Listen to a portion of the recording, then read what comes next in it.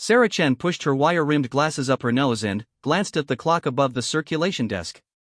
3 more minutes until the Millfield Public Library closed for the day. 3 more minutes until her old life ended forever.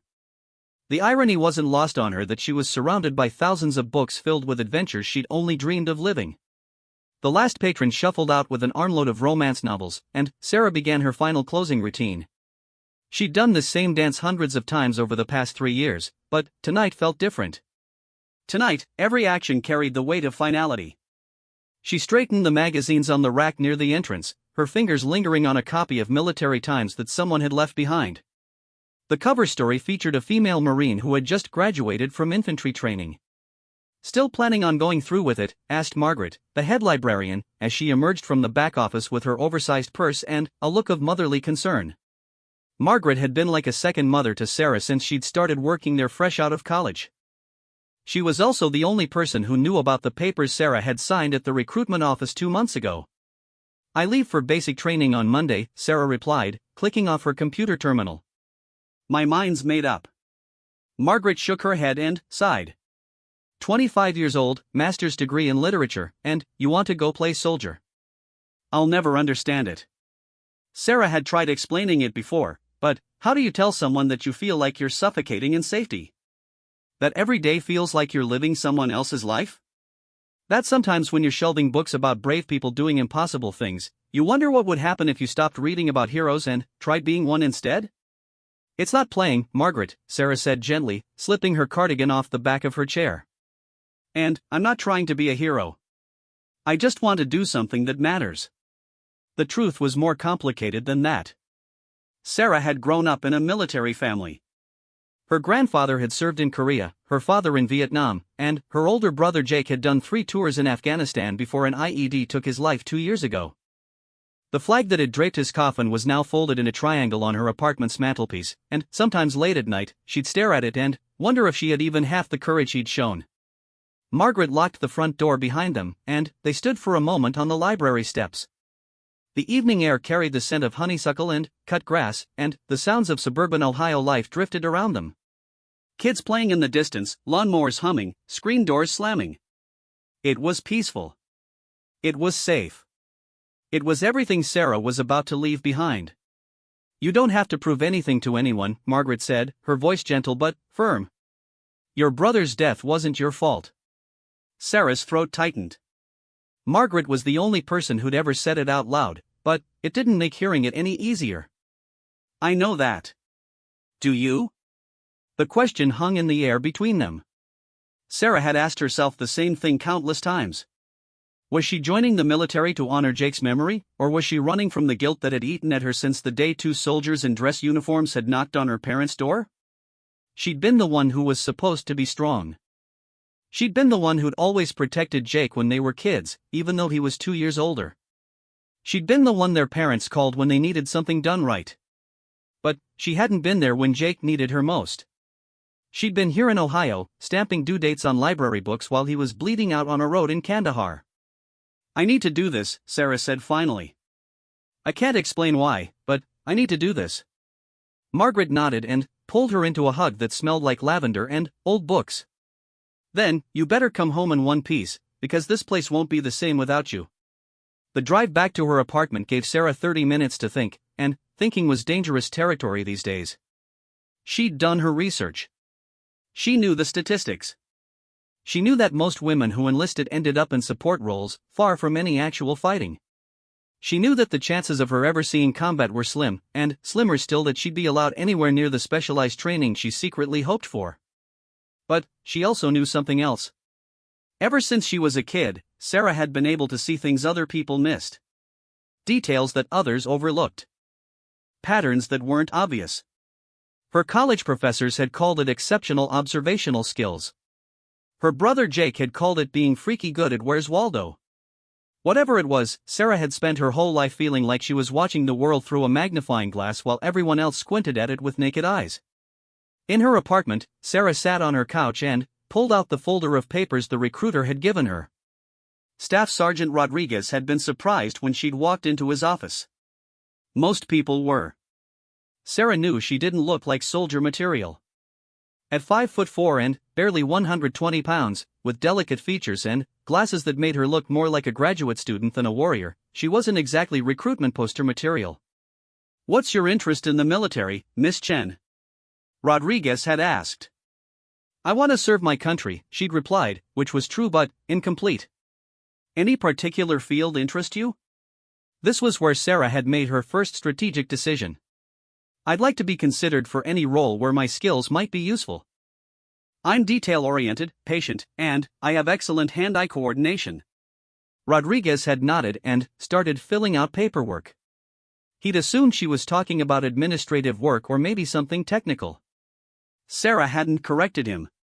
She'd let him assume what he wanted to assume while she quietly researched everything she could find about military occupational specialties that matched her actual interests. What Sarah hadn't told Rodriguez, or Margaret, or anyone else, was that she'd been shooting since she was 8 years old. Her grandfather had taught her on an old bolt-action rifle at the family farm, and she'd discovered something remarkable: she was naturally, almost supernaturally accurate. Not just good. Not just above average. She could put 5 rounds through the same hole at 200 yards with iron sights, and she'd been doing it consistently since she was a teenager. Her grandfather had noticed, of course. He'd been a Marine marksman in Korea, and he'd recognized something in Sarah that even she didn't fully understand yet. He'd started bringing her more challenging targets, longer distances, different conditions. By the time she was in high school, Sarah could outshoot grown men with decades of hunting experience, and she did it so quietly and humbly that most people never realized what they were seeing. "You've got the gift," her grandfather had told her once, watching her put 3 rounds into a target at 300 yards. "Some folks spend their whole lives trying to learn what you just know naturally." "What gift?" she'd asked. "Seeing what needs to be seen, when it needs to be seen, and doing what needs to be done about it." Now, sitting in her apartment with her deployment orders in her lap, Sarah wondered if her grandfather had been right. She wondered if there was more to her abilities than just good eyesight and steady hands. She wondered if the restlessness she felt, the constant sense that she was meant for something bigger, might actually mean something. Her phone rang, interrupting her thoughts. Her mother's name appeared on the screen. "Hi, Mom. Are you sure about this, sweetheart?" Her mother's voice carried the weight of every conversation they'd had about Sarah's decision over the past 2 months. "It's not too late to change your mind." Sarah looked around her apartment. The furniture she'd bought at discount stores. The bookshelves lined with stories about other people's adventures. The quiet, safe, predictable life she'd built for herself. "I'm sure. Your father's proud of you. You know that, right? He's worried, but he's proud." "I know. And Jake would be proud too." Sarah's eyes went to the folded flag on her mantelpiece. "I hope so." After she hung up, Sarah spent the evening packing. She'd sold most of her furniture and donated boxes of books to the library. Everything she owned now fit into 2 duffel bags and a backpack. It was liberating and terrifying at the same time. As she folded her civilian clothes, Sarah thought about the conversation she'd had with her grandfather a few months before he'd passed away. They'd been sitting on his porch, watching the sunset, and he'd asked her what she planned to do with her life. "I don't know," she'd admitted. "I feel like I'm waiting for something to happen, but I don't know what." "Sometimes," he'd said, "the thing you're waiting for is the courage to stop waiting." That night, Sarah lay in bed staring at the ceiling and thinking about courage. About her brother, who'd run toward danger when others ran away. About her grandfather, who'd left his farm at 18 to fight in a war halfway around the world. About the generations of Chen family members who'd found their purpose in service to something bigger than themselves. She thought about the shooting competitions she'd won as a teenager, and how she'd always downplayed her abilities because she was afraid of the attention. She thought about the times she'd watched military documentaries and felt a strange pull toward the stories of snipers and special operations soldiers, men and women who operated in the shadows and made impossible shots when everything depended on it. Most of all, she thought about the feeling she'd carried around for as long as she could remember, the sense that her real life was waiting for her somewhere else, in some situation that would demand everything she had to give. Monday morning came faster than expected. Sarah loaded her bags into her car and drove to the recruitment center where a bus was waiting to take her and 17 other new recruits to Fort Leonard Wood for basic training. As she looked back at the town where she'd spent her entire life, Sarah felt something she hadn't experienced in years: excitement mixed with terror, the particular combination that comes when you know you're about to find out what you're really made of. The other recruits on the bus were mostly young men, 18 and 19 years old, talking loudly about video games and movies. Sarah sat near the back with her headphones on, listening to music and watching the landscape change as they drove south. She thought about the lies of omission she'd told during her recruitment process. She thought about the specialized training programs she'd researched but hadn't mentioned to anyone. And she thought about something else her grandfather had told her once, something she'd never forgotten: the most dangerous person on any battlefield is the one everyone underestimates. As the bus pulled through the gates of Fort Leonard Wood, Sarah Chen felt like she was finally coming home to a place she'd never been before. She had no idea that within 18 months, enemy combatants would be referring to her by a nickname whispered in fear across 3 different theaters of war. She had no idea that her drill sergeant's initial dismissal of the quiet girl with glasses would give way to something approaching awe. All she knew was that she'd spent 25 years waiting for her life to begin, and it was finally happening. The bus stopped, and a drill sergeant climbed aboard with a voice like controlled thunder. "Welcome to the United States Army, recruits. You have 30 seconds to get off my bus and fall in." Sarah shouldered her pack and followed the others outside. The Missouri sun beat down on them as they stood in formation, and she could smell dust and diesel fuel and something else, something that might have been opportunity. For the first time in her adult life, Sarah Chen felt like she was exactly where she belonged. 8 weeks later, Sarah stood at attention in the sweltering heat of a Missouri afternoon, watching Drill Sergeant Martinez pace in front of their formation. Basic training had been everything the horror stories promised and more, but Sarah had survived it. More than survived it, she'd excelled.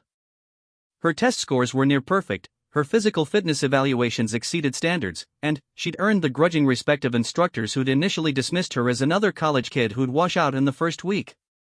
"Private Chen," Martinez barked, his voice cutting through the humid air like a blade. "Yes, Drill Sergeant." "Front and center." Sarah stepped forward, her heart rate staying steady despite the attention.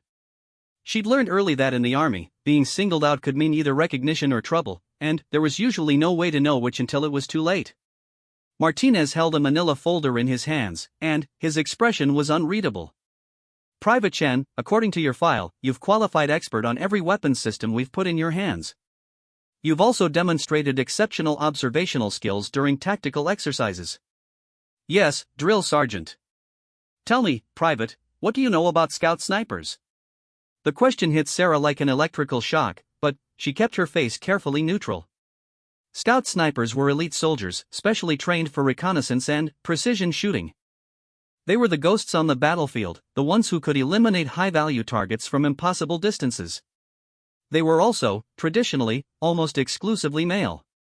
Scout snipers are reconnaissance specialists trained in long-range marksmanship, Drill Sergeant. "That's right. And, due to a clerical error in your assignment paperwork, you've been selected for sniper school evaluation." Martinez's eyes narrowed. Normally, this would be corrected immediately.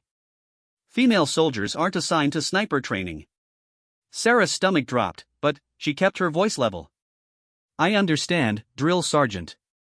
However, Martinez continued, and Sarah caught something unexpected in his tone: "Your scores are so far above average that someone upstairs wants to see what you can do.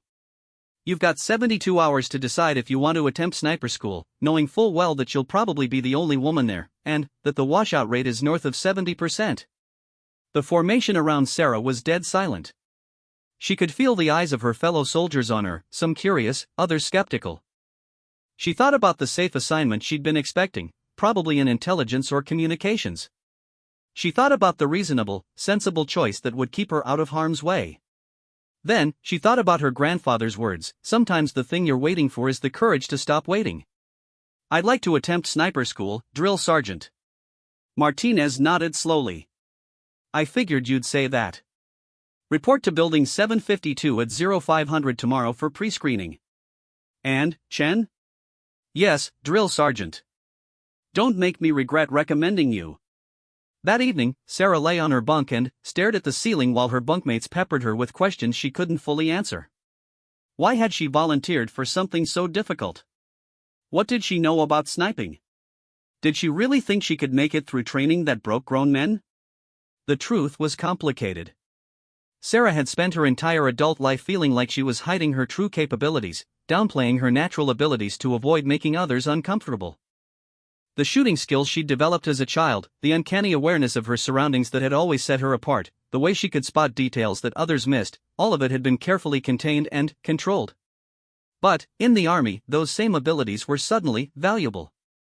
More than valuable, they were necessary. For the first time in her life, Sarah was in an environment where being exceptional at something dangerous wasn't a liability but an asset. The next morning, Sarah reported to Building 752 at exactly 0500.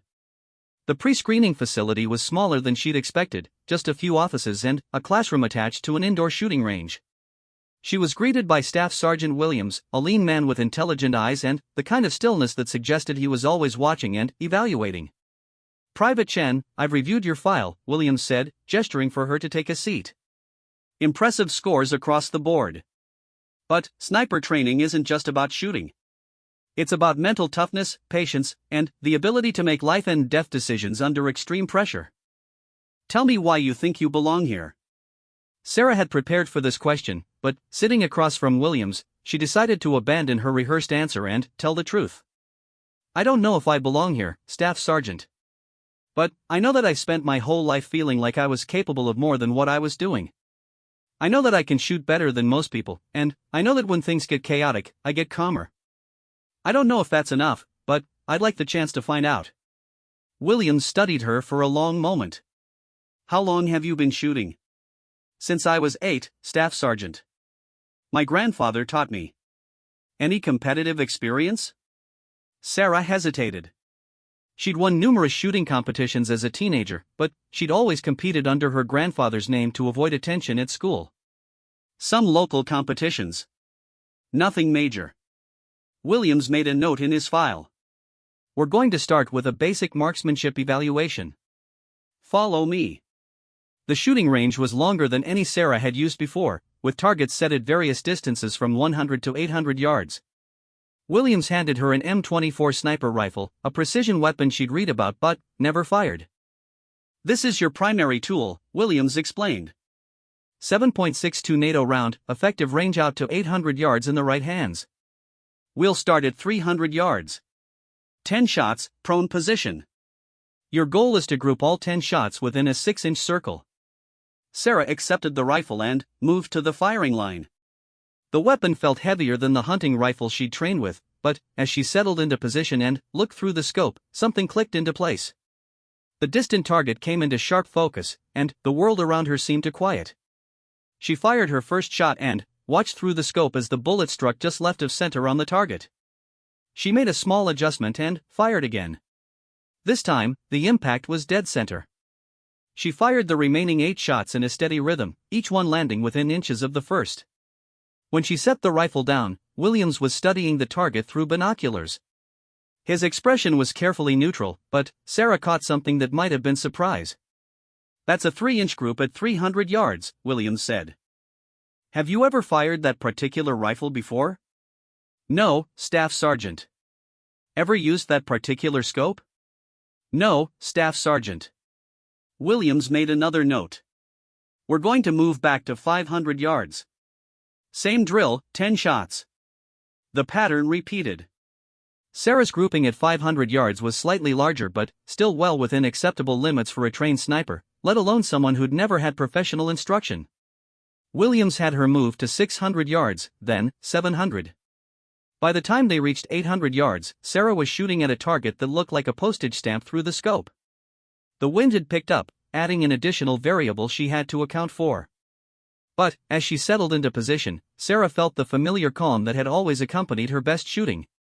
The chatter in her mind quieted, her breathing slowed, and the world narrowed down to just her, the rifle, and the distant target. 10 shots later, Williams was on the radio calling for someone to verify the target. Sarah had put 7 of her 10 shots into a 4-inch group at 800 yards, a performance that would have been impressive for a trained sniper, let alone a recruit with no formal training. "Private Chen," Williams said, his professional composure finally cracking slightly, "where exactly did you learn to shoot?" "My grandfather had a farm in Ohio, Staff Sergeant. We used to practice on weekends." "What kind of practice?" Sarah thought about those lazy Saturday afternoons, her grandfather setting up increasingly challenging shots while he told stories about his time in Korea. He'd set up targets at different distances and have me shoot in different conditions. Wind, rain, different times of day. He said shooting was about more than just pulling the trigger. Williams nodded slowly. Your grandfather was a smart man. Did he ever mention anything about military marksmanship? He was a Marine sniper in Korea, Staff Sergeant. For the first time, Williams smiled. That explains a few things. Private, based on what I've seen today, I'm recommending you for sniper school. But I need you to understand what you're getting into. The training is brutal. The physical demands are extreme. The mental pressure will test you in ways you can't imagine. And you'll be doing it as the only woman in a class of men who may not want you there. Sarah felt a familiar flutter of anxiety, the same feeling she'd experienced before every major decision in her life. Then, she thought about her brother Jake, who'd never hesitated when duty called. She thought about her grandfather, who'd left everything familiar to serve his country in a foreign war. I understand, Staff Sergeant. I'd like to try. Williams closed her file. Sniper school starts Monday. You'll be part of Class 23-07. Report to Building 1200 at 0400 for in-processing. And, Chen? Yes, Staff Sergeant? Don't let anyone tell you that you don't belong there. I've been evaluating shooters for 8 years, and what you did today was exceptional. But, remember, shooting is only part of what makes a sniper. You'll need to prove you can handle the rest. That weekend, Sarah called her parents to tell them about her assignment. Her mother cried, her father was quietly proud, and both of them worried about what she was getting herself into. She also called Margaret at the library. Sniper school? Margaret's voice carried across the phone line with a mixture of disbelief and concern. Sarah, what happened to wanting to serve your country? This sounds like something else entirely. Sarah understood Margaret's concern, but she also knew something Margaret couldn't. For the first time in her adult life, Sarah felt like she was moving towards something instead of away from it. The restlessness that had driven her to enlist was still there, but now it had direction. I think this is what I'm supposed to be doing, Sarah said. I can't explain it better than that. On Sunday night, Sarah packed her gear and prepared for the next phase of her military career. She'd read everything she could find about sniper training, and she knew what was waiting for her.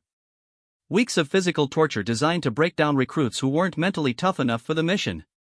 Classroom instruction in ballistics, weather patterns, camouflage, and reconnaissance techniques. Field exercises that would test every skill she'd learned and several she hadn't. And, through it all, she'd be the only woman in a world that had traditionally belonged entirely to men. Sarah lay in her bunk that night and thought about fear. She was afraid, but it was a different kind of fear than she'd experienced before.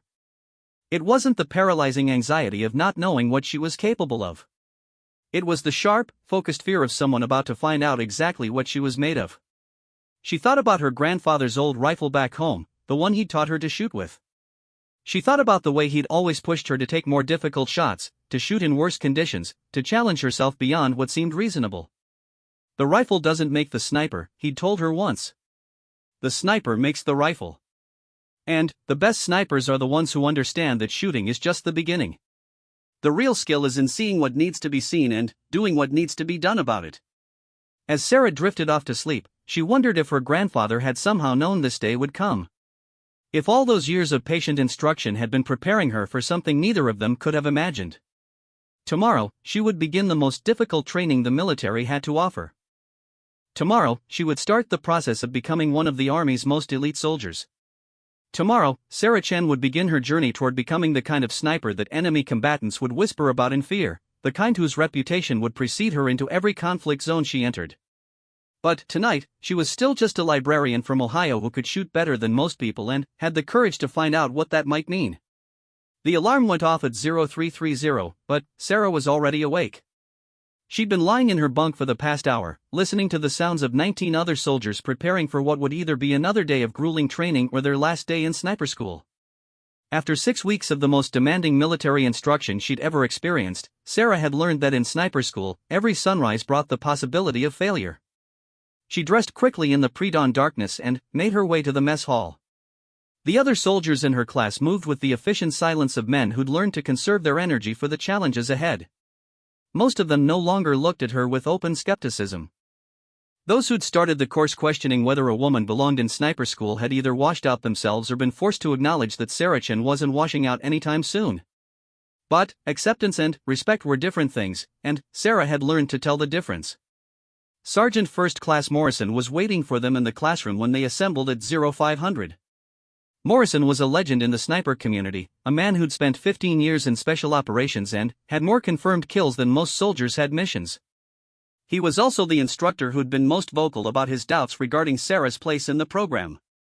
"Today we begin the stalking phase of your training," Morrison announced, his voice carrying the authority of someone who taught this course dozens of times. "For the next 2 weeks, you'll be tested on your ability to move unseen across hostile terrain, establish firing positions, and engage targets without being detected." Sarah had been looking forward to this phase. The classroom instruction had been demanding but manageable. The physical fitness requirements had pushed her to her limits but hadn't broken her. The marksmanship training had actually been easier than she'd expected, given her natural abilities and her grandfather's early instruction. But stalking was different. Stalking required a combination of patience, cunning, and physical endurance that couldn't be taught from a textbook. It was the part of sniper training that separated the merely skilled from the truly elite. Morrison's eyes found Sarah in the formation. Private Chen, front and center. Sarah stepped forward, her stomach tightening. Being singled out by Morrison was never a good sign. "Private Chen, you've performed adequately in the marksmanship phases of this course," Morrison said, his tone suggesting that adequately was being generous. "But stalking requires more than just the ability to shoot straight. It requires the kind of mental toughness that can't be faked or compensated for. Are you prepared for what comes next?" "Yes, Sergeant." Morrison studied her for a long moment. Sarah could see the doubt in his eyes, the skepticism that had been there since her first day. She'd proven she could shoot, but Morrison clearly believed that the upcoming phase would expose whatever weakness he was certain she possessed. "We'll see," Morrison said finally. "Your first stalking exercise begins at 0800. You'll have 4 hours to move 1,200 meters across open terrain, establish a firing position within 200 meters of your target, and engage without being detected by observer teams. Failure to complete the exercise successfully will result in immediate dismissal from the program." After the briefing, Sarah joined the other soldiers in preparing their gear. The stalking phase required different equipment than the marksmanship training. Ghillie suits that would help them blend into the environment.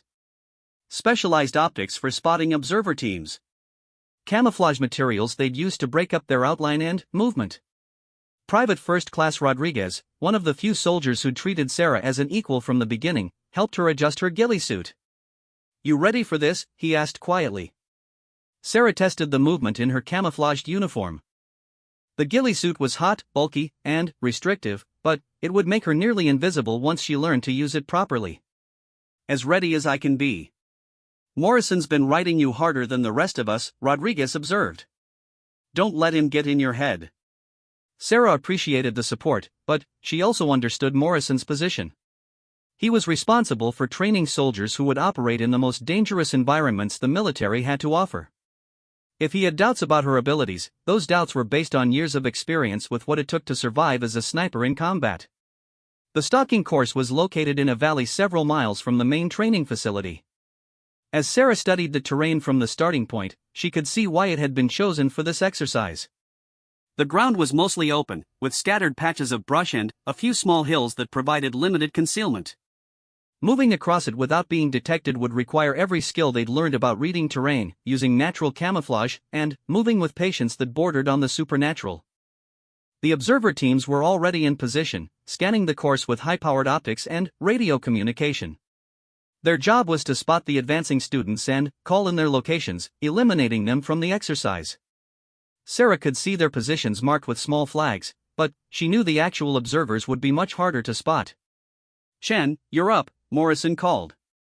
Sarah moved to the starting line, her rifle secured across her back and her gear distributed to minimize noise and bulk. The target area was marked by a small building 1,200 meters away, barely visible through the morning haze. "Remember," Morrison said, his voice carrying a hint of challenge, "this isn't just about reaching the target. It's about doing it without being seen." Observer teams are looking for movement, unnatural shapes, anything that doesn't belong. One mistake and you're done. Sarah nodded and began her movement across the course. The first few hundred meters were the most dangerous, as she had to cross completely open ground with no natural concealment. She moved in short rushes, timing her movement to take advantage of wind that would disguise any noise, and stopping frequently to observe the observer positions. The ghillie suit was even hotter than she'd expected, and, within the first hour, Sarah was soaked in sweat. But she'd learned to ignore discomfort during the previous weeks of training. The key to stalking wasn't physical comfort, it was mental discipline and the ability to move with a patience that felt almost meditative. After 2 hours, Sarah had covered about half the distance to the target. She was lying prone in a small depression, studying the terrain ahead and planning her next movement, when she heard the distinctive crack of Morrison's voice over a loudspeaker. "Chen, you've been spotted. Report to the observation post." Sarah's heart sank. She'd been so focused on her movement that she'd missed something, some detail that had given her away to the observers. She stood and walked to the nearby observation post, where Morrison was waiting with a pair of binoculars and a radio. "What did I do wrong?" Sarah asked. Morrison pointed to a position about 300 meters back along her route. "You disturbed the vegetation when you crossed that open area. Left a trail that was visible from the observer position. In a combat environment, that kind of mistake gets you killed." Sarah looked back at her path and could see what Morrison was talking about. In her eagerness to make progress, she'd been careless about how she moved through a patch of tall grass, leaving a visible trail that an experienced observer could easily spot. "I want you to try again," Morrison said. "But, this time, I want you to think about what it means to truly move unseen. It's not enough to hide from casual observation. You need to move like you don't exist." Sarah returned to the starting point and began again. This time, she moved even more slowly, paying attention not just to her concealment but to every mark she left on the environment. She tested each step before committing her weight, used natural paths through the vegetation, and took twice as long to cover the same ground. The second attempt took her nearly the full 4 hours, but she reached the target area without being detected. As she set up her firing position and prepared to engage the target, Sarah felt a sense of accomplishment unlike anything she'd experienced in training so far. But Morrison wasn't finished with her. "Not bad, Chen," he said when she reported to the observation post after completing the exercise. "But I want to see what you can do under real pressure. Tomorrow, you'll be running the course at night, in the rain, with a time limit of 3 hours instead of 4. The next morning brought exactly the conditions Morrison had promised. Rain fell steadily from a gray sky, turning the stalking course into a muddy obstacle course that would test every skill Sarah had developed. The darkness added another layer of complexity, requiring her to navigate by memory and instinct rather than visual reference points. But, as Sarah began her movement across the course, she realized something unexpected was happening. The conditions that would have seemed impossible 6 weeks ago now felt manageable. The patience she'd developed during hours of marksmanship training translated naturally to the slow, methodical movement required for stalking. The observational skills she'd always possessed, the ability to see details others missed, allowed her to read the terrain and spot concealment opportunities that were invisible to casual observation. Most importantly, Sarah had discovered that she possessed something that couldn't be taught, the ability to become completely still, both physically and mentally, for extended periods. While other soldiers struggled with the boredom and discomfort of moving at a snail's pace, Sarah found the experience almost meditative. She completed the night exercise in just under 3 hours, reaching the target area without being detected and successfully engaging her target from a concealed position. When Morrison reviewed her performance, his expression was carefully neutral, but Sarah caught something different in his eyes. "Chen," he said, "I want to talk to you after the other soldiers complete their exercises." Sarah spent the rest of the morning helping other members of her class prepare for their attempts at the night stalking course. Of the 20 soldiers who'd started sniper school with her, only 12 remained. The others had been eliminated for various reasons: inability to meet marksmanship standards, failure to complete physical requirements, or simple inability to handle the mental pressure of the training. When the last soldier had completed his exercise, Morrison called Sarah aside. "I owe you an apology," Morrison said, his voice carrying a sincerity Sarah hadn't heard from him before. "When you first arrived here, I had serious doubts about whether you belonged in this program. I thought that the physical and mental demands would break you down, and I was concerned about the impact your presence would have on the other soldiers. Sarah waited, unsure how to respond. I was wrong, Morrison continued. You've not only met every standard we've set, you've exceeded most of them. Your marksmanship scores are among the highest I've seen in 15 years of teaching this course. Your performance in the stalking exercises has been flawless. And, perhaps most importantly, you've earned the respect of the other soldiers through your competence and professionalism. Morrison paused and looked out at the training area where Sarah had spent the last 6 weeks pushing herself to limits she hadn't known she possessed. There's something else, Morrison said. I've been in contact with some people about your future assignments. If you graduate from this program, and I believe you will, there are opportunities available to you that go beyond standard sniper duties. What kind of opportunities, Sergeant? The kind I can't discuss here. But, I will say this, your skills and your performance in this program have attracted attention from some very specialized units. Units that operate in places and situations where ordinary soldiers can't function. Sarah felt a familiar mixture of excitement and fear. She joined the army hoping to find her place, to discover what she was truly capable of. Now it seemed like that discovery was just the beginning of something much larger. That evening, Sarah called her parents to update them on her progress. Her mother was proud but worried. Her father was quietly amazed that his daughter had succeeded in one of the military's most demanding programs. But it was her conversation with Margaret that stayed with Sarah as she prepared for the final phases of sniper school. You sound different, Margaret said. More confident. Like you found something you were looking for. Sarah considered the observation. I think I have. I feel like I'm finally becoming who I was supposed to be. And who is that? Sarah looked out the window at the training facility where she'd spent the last 6 weeks discovering capabilities she'd never tested and pushing beyond limitations she'd thought were permanent. I'm not sure yet, Sarah said. But I think I'm about to find out. The final phase of sniper school would test everything Sarah had learned about marksmanship, stalking, reconnaissance, and mental toughness. It would also introduce her to advanced techniques and specialized equipment that she'd only read about in military journals. But, most importantly, it would determine whether Sarah Chen was ready for the kind of assignments that Morrison had hinted at, assignments that would take her to places where the margin for error was zero and the consequences of failure were measured in lives lost.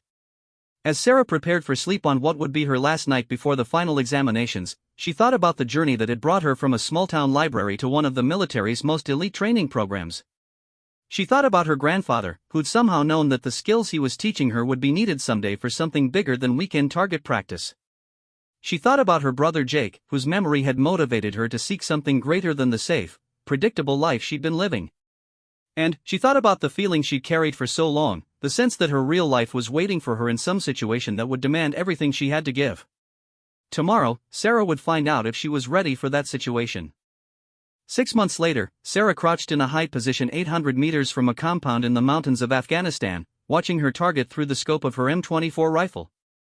The morning sun cast long shadows across the rocky terrain, and a steady wind from the west required constant adjustment to her calculations.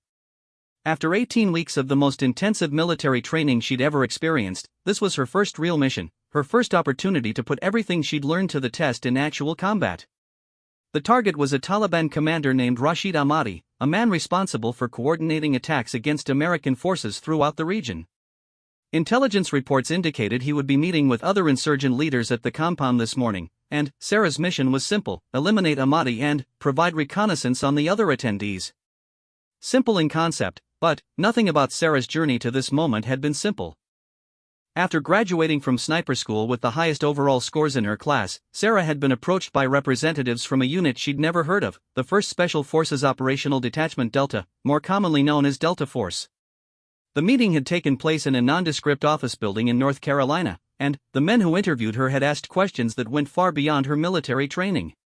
Private Chen, the interviewer had said, your instructors describe your capabilities as exceptional. But we need more than exceptional marksmanship. We need soldiers who can operate independently in hostile territory, make complex decisions under pressure, and adapt to situations that can't be anticipated or trained for. Do you believe you possess those qualities? Sarah had thought about the question carefully before answering. I don't know, sir. I know that I've always been able to handle more pressure than most people expected. I know that I work well alone, and I know that I can make difficult decisions when I have to. But, I've never been tested in combat. That's honest, the interviewer had replied. And, honesty is another quality we value. If you're selected for this unit, your training will continue for another 6 months. You'll learn advanced marksmanship techniques, urban warfare tactics, foreign languages, and specialized skills that go far beyond standard sniper training. You'll also be expected to operate in some of the most dangerous environments the military has to offer. The additional training had been unlike anything Sarah had experienced. While sniper school had focused primarily on marksmanship and fieldcraft, Delta Force training covered everything from close-quarters combat to advanced surveillance techniques. Sarah had learned to shoot accurately with a dozen different weapons systems, to move silently through urban environments, and to gather intelligence using methods that blurred the line between military operations and espionage. She'd also learned that her natural abilities, the skills her grandfather had helped her develop on weekend shooting trips, translated remarkably well to the kind of precision work that Delta Force required. Sarah could not only make difficult shots under pressure, she could do it consistently, day after day, mission after mission. But, all of that training had led to this moment, her first live target, her first real mission, her first opportunity to prove that she belonged among the military's most elite soldiers. Through her scope, Sarah watched the compound come to life. Women in traditional dress moved between buildings, children played in the courtyard, and armed men took positions around the perimeter. The scene looked almost peaceful, but Sarah knew that several of the men she was observing had blood on their hands, American blood. Her radio crackled quietly. Overwatch, this is Command. Status report. Command, this is Overwatch, Sarah whispered into her microphone. Target area is active. Multiple personnel moving around the compound. No sign of primary target yet. Copy, Overwatch. Maintain observation. Primary target expected to arrive within the hour. Sarah settled deeper into her position and continued her surveillance. Her hide was carefully constructed using local materials, designed to blend seamlessly with the rocky terrain. She'd been in position since before dawn, moving into place during the cover of darkness and settling in for what could be an hours-long wait. The patience required for this kind of work was something that came naturally to Sarah. While other soldiers struggled with the boredom and physical discomfort of extended observation, Sarah found the experience focused and meditative. Her mind was completely absorbed in the task, watching, waiting, analyzing every detail of the scene below. At 0947 hours, Sarah spotted movement on the road leading to the compound. A convoy of 3 vehicles approached from the east, kicking up dust clouds that were visible from miles away. Sarah adjusted her scope and focused on the lead vehicle. Command, this is Overwatch. Convoy approaching from the east. 3 vehicles, approximately 12 personnel. Copy, Overwatch. Primary target likely in the convoy. Prepare for engagement on my command. Sarah's heart rate increased slightly, but her breathing remained steady and controlled. Everything she'd trained for, all the hours of practice and preparation, had led to this moment. Through her scope, she watched the convoy enter the compound and the vehicle stop near the main building. Men emerged from the vehicles, most of them armed with AK-47 rifles and wearing the loose clothing typical of Taliban fighters. Sarah studied each face through her scope, comparing them to the photographs she'd memorized during her mission briefing. Then, she saw him. Rashid Ahmadi stepped out of the second vehicle, a tall man with a distinctive beard and the confident bearing of someone accustomed to command. He was dressed more formally than the others, and Sarah could see that the other fighters deferred to him as he walked toward the main building. Command, this is Overwatch. I have visual on primary target. He's moving toward the main building with approximately 6 escorts. Copy, Overwatch. You are cleared hot. Engage when ready. Sarah adjusted her scope for the exact distance to the target, compensated for the wind speed and direction, and settled her crosshairs on Ahmadi's center mass. The man was moving slowly, talking to his companions, completely unaware that he was being observed from a position nearly half a mile away. Sarah's finger found the trigger, and she began the breathing technique she'd practiced thousands of times: inhale, exhale halfway, hold, squeeze. The rifle fired with a sound like thunder in the mountain air, and Sarah watched through her scope as the bullet struck Ahmadi's center mass, dropping him instantly. The compound erupted in chaos. Armed men scattered for cover, shouting orders in Pashto and searching frantically for the source of the shot. Some fired wildly into the surrounding hills, but Sarah's position was too well concealed and too far away for them to locate. Command, this is Overwatch. Target down. Primary objective complete. Excellent work, Overwatch. Continue observation and report on secondary targets. Sarah settled back into her watching position and began identifying the other men in the compound, comparing their faces to the photographs of known Taliban leaders. Over the next hour, she provided detailed intelligence on 6 other high-value targets who had attended the meeting, information that would be used to plan future operations. When the compound finally emptied and Sarah was cleared to withdraw, she carefully packed her equipment and began the long movement back to her extraction point. As she moved across the mountainous terrain, Sarah reflected on what had just happened. She had killed a man. Not in the heat of battle, not in self-defense, but with calculated precision from a distance where he couldn't even see her. It was exactly what she'd been trained to do, exactly the kind of mission that Delta Force snipers were designed for, but it was also the moment when Sarah understood the full weight of what she'd chosen to become. The extraction went smoothly, and, within hours Sarah was back at the forward operating base, completing her mission debrief with the intelligence officers who had analyzed the information she'd gathered. The operation was classified as a complete success, primary target eliminated, valuable intelligence collected, no American casualties. That evening, Sarah sat alone in her quarters and called her grandfather's farm in Ohio. Her grandmother answered the phone, and they talked for a few minutes about family news and life back home. Sarah couldn't discuss her mission, couldn't even mention where she was or what she'd been doing, but she needed to hear a familiar voice from the world she'd left behind. "How are you doing, sweetheart?" her grandmother asked. "You sound tired." "I'm okay, Grandma. Just thinking about Grandpa today. He would be proud of you, you know. Whatever you're doing over there, wherever you are, he would be proud." After hanging up, Sarah thought about her grandfather and the lessons he'd taught her about shooting and life. He'd always emphasized that the ability to take a life was a serious responsibility, one that should never be taken lightly or used carelessly. He'd also taught her that sometimes good people had to do difficult things to protect others who couldn't protect themselves. Sarah had understood those lessons intellectually during her training, but now she understood them viscerally. The weight of what she'd done, the responsibility that came with her abilities, settled on her shoulders like a physical burden. But she also felt something else, a sense of purpose that had been missing from her life for as long as she could remember. For the first time since Jake's death, Sarah felt like she was contributing to something meaningful, using her abilities to protect American soldiers and Afghan civilians from people who wanted to hurt them. Over the next month, Sarah completed 5 more missions in the mountains of Afghanistan. Each one was different in its details but similar in its essential nature: long periods of patient observation followed by precise, calculated action. Sarah's reputation within the special operations community began to grow, and her success rate attracted attention from commanders who specialized in the most difficult and dangerous missions. It was during her 6th mission that Sarah earned the nickname that would follow her for the rest of her military career. She was providing overwatch for a night operation to capture a Taliban bombmaker, positioned on a ridge overlooking a village where the target was believed to be hiding. The mission went wrong almost immediately when the ground team was ambushed by a larger force of insurgents than intelligence had predicted. "Overwatch, this is Alpha Team," came the urgent radio call. "We're taking heavy fire from multiple positions. Request immediate support." Sarah could see the firefight unfolding below her through her night vision scope. The ground team was pinned down in a courtyard, taking fire from at least 3 different buildings.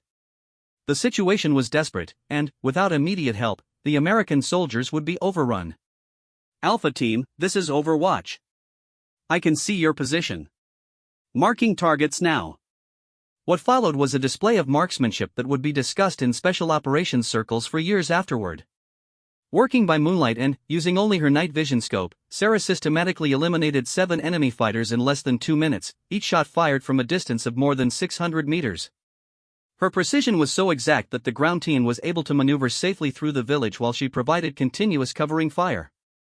"Jesus Christ," came the odd voice of the team leader over the radio. "Overwatch, I don't know how you're making these shots, but you just saved our asses." "Just doing my job, Alpha Team." When the mission was complete and the team had successfully extracted with their target, the ground team leader approached Sarah with an expression of something approaching reverence. "Chen," he said, "I've worked with a lot of snipers over the years, but what you did tonight was something else. You were like a ghost up there, taking out targets we couldn't even see. The guys are calling you Ghost, and I think it's going to stick. The nickname spread quickly through the special operations community. Sarah Chen had become Ghost, the sniper who could eliminate targets from impossible distances under impossible conditions. Enemy fighters began to whisper stories about an American sniper who could kill from the shadows, someone who could be anywhere and see everything. More importantly, American soldiers began to request Ghost's support for their most dangerous missions. Her presence became a guarantee that Overwatch would be provided by someone with supernatural accuracy and unshakable composure under pressure. But Sarah's growing reputation came with a cost. Each successful mission added another notch to an invisible tally, another life taken in service of a war that seemed to have no clear end.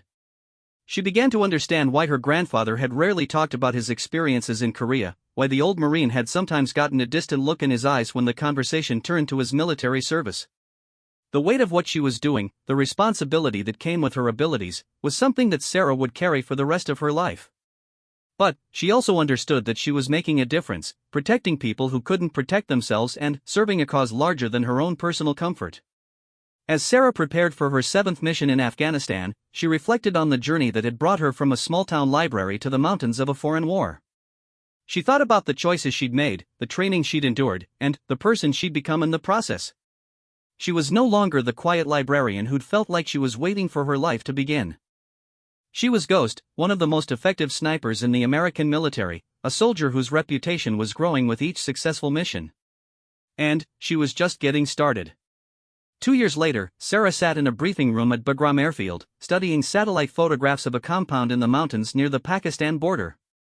The mission briefing was classified at the highest levels, and only 5 people in the room had clearance to know what was being planned. Sarah was there because she had become the go-to sniper for operations that required surgical precision under impossible conditions. The target was Hassan al-Zarqawi, a senior al-Qaeda leader responsible for planning attacks that had killed hundreds of American soldiers and thousands of Afghan civilians. Intelligence indicated he would be meeting with other terrorist leaders at an isolated compound in 3 days, and this represented the best opportunity to eliminate him that the military had had in over a year. "Ghost," said Colonel Martinez, the mission commander, "we need you to tell us if this is possible."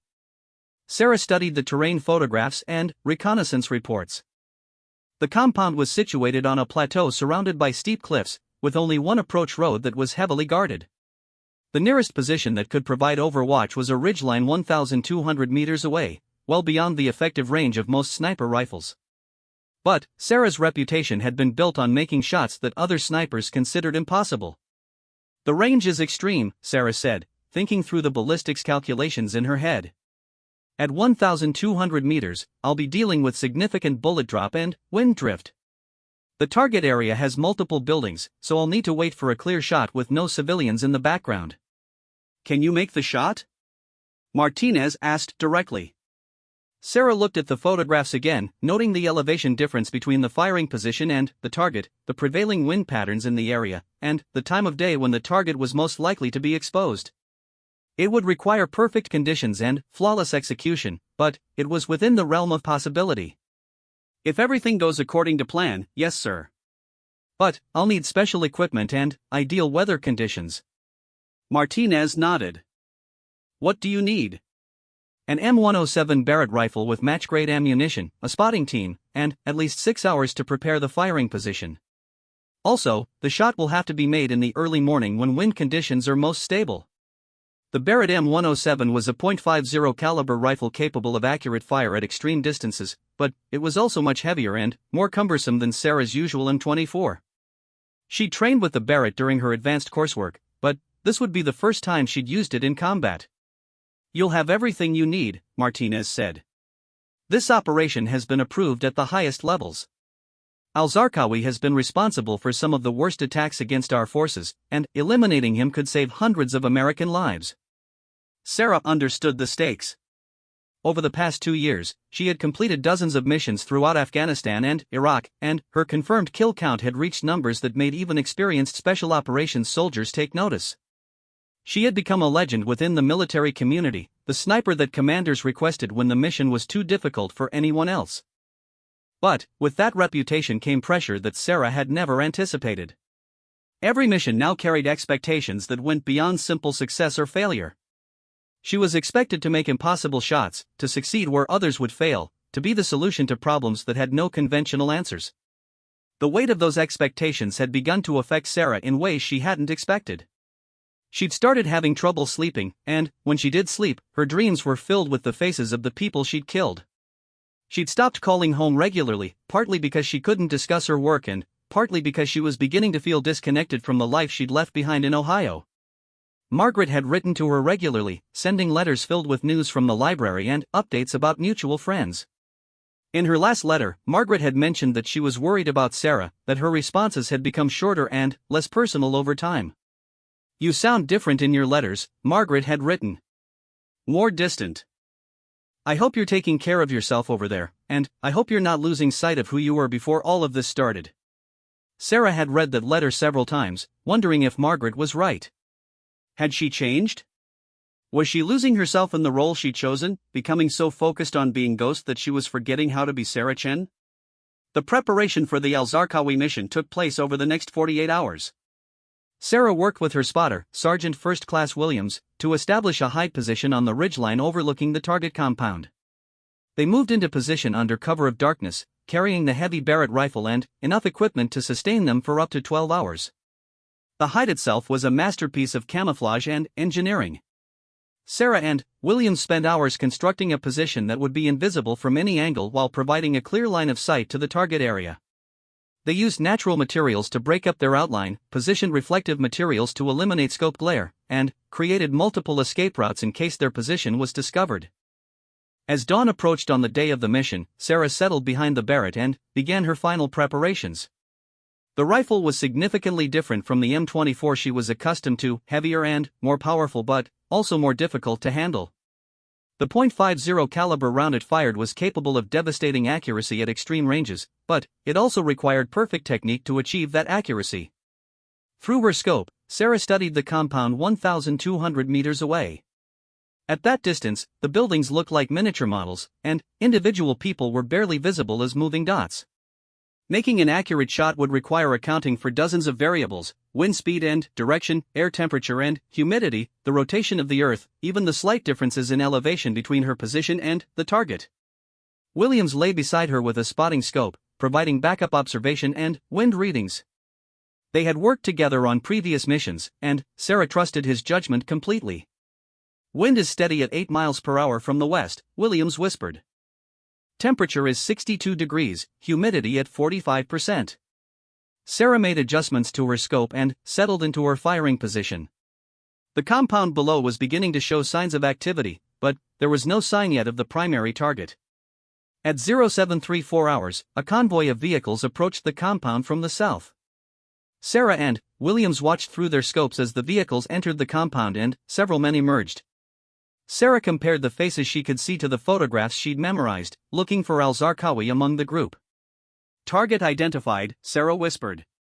"Main building, second floor balcony." Hassan Al-Zarqawi had emerged onto a balcony overlooking the compound's courtyard. He was speaking with 2 other men, gesturing towards something in the distance.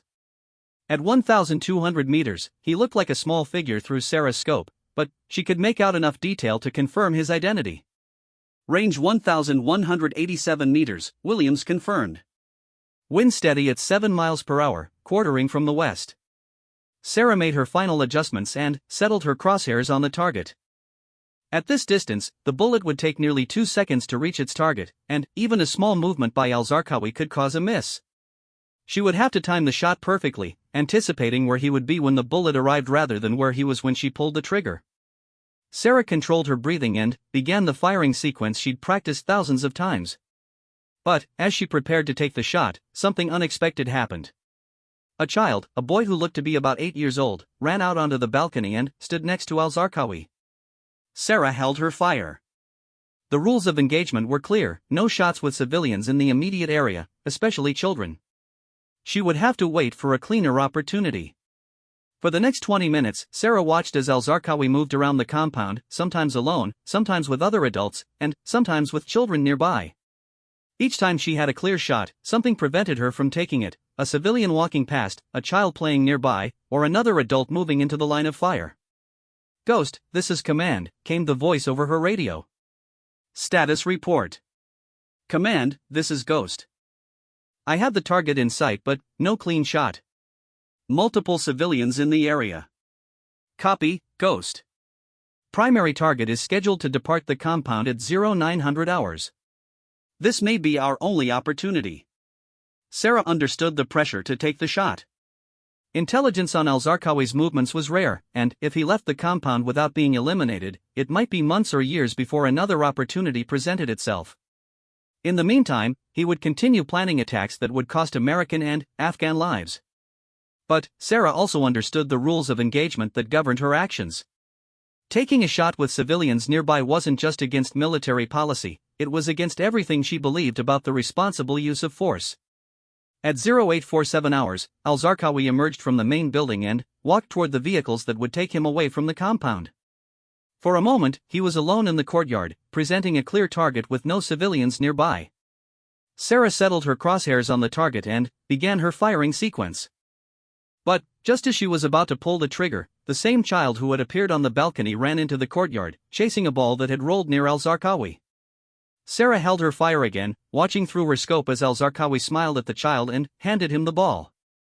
The gesture was so human, so normal, that for a moment Sarah forgot she was looking at one of the world's most wanted terrorists. Then, al-Zarqawi walked toward his vehicle, and the child ran back toward the building. For perhaps 3 seconds, Sarah had a completely clear shot with no civilians anywhere near the target. She fired. The Barrett rifle thundered in the mountain air, and Sarah watched through her scope as the .50 caliber bullet covered the distance to its target in just under 2 seconds. Al-Zarqawi was reaching for the door handle of his vehicle when the bullet struck him center mass, the impact dropping him instantly. The compound erupted in chaos as armed men scrambled for cover and searched frantically for the source of the shot. But Sarah and Williams were already packing their equipment and preparing to withdraw. At 1,200 meters, their position was effectively undetectable, and, by the time any search teams could reach their area, they would be long gone. Command, this is Ghost. Target eliminated. Beginning withdrawal. Outstanding work, Ghost. Extraction team is standing by. The withdrawal from the firing position took 2 hours, moving carefully across mountainous terrain to reach the extraction point where a helicopter was waiting. As they flew back to base, Sarah reflected on the mission and what it represented. Al-Zarqawi had been her most significant target, a high-value individual whose death would genuinely impact terrorist operations in the region. The shot itself had been one of the most difficult she'd ever attempted, requiring perfect technique under pressure and split-second timing to avoid civilian casualties. But Sarah also realized that something had changed during those moments when she'd held her fire to avoid harming innocent people. The weight of her responsibilities, the pressure to succeed at any cost, had been balanced by a reminder of why those responsibilities mattered in the first place. She wasn't just a weapon to be pointed at enemies of the United States. She was a soldier with moral obligations, someone whose actions had to be guided by principles that went beyond simple mission success. That evening, Sarah sat in her quarters and wrote a letter to Margaret. For the first time in months, she wrote about more than just general updates and safe topics. She wrote about the responsibility she felt, the weight of her decisions, and the importance of maintaining her humanity even in the most dehumanizing circumstances. I think I understand now what my grandfather meant when he talked about the burden that comes with certain abilities, Sarah wrote. It's not just about being able to do difficult things. It's about maintaining the judgment to know when those things should be done and when they shouldn't. Over the next 6 months, Sarah completed 8 more missions in Afghanistan and Iraq. Each one added to her reputation and her confirmed kill count, but they also added to her understanding of what it meant to be a soldier in the most elite units of the American military. When her deployment ended and Sarah returned to the United States, she was approached about extending her service and taking on even more specialized assignments. But she had begun to think about what came next, about how to use the skills and experience she'd gained in service of something beyond warfare. Sarah's military career had transformed her from a small-town librarian into one of the most effective snipers in American military history.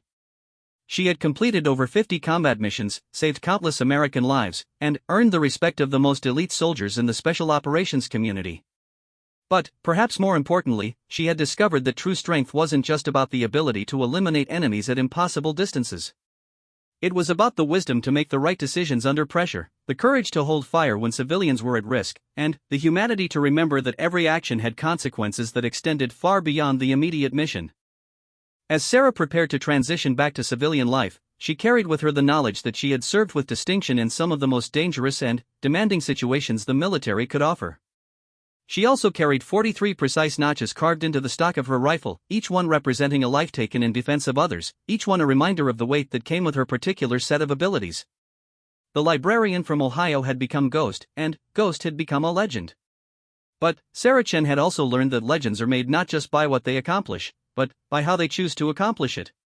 In the end, that might be the most important lesson of all.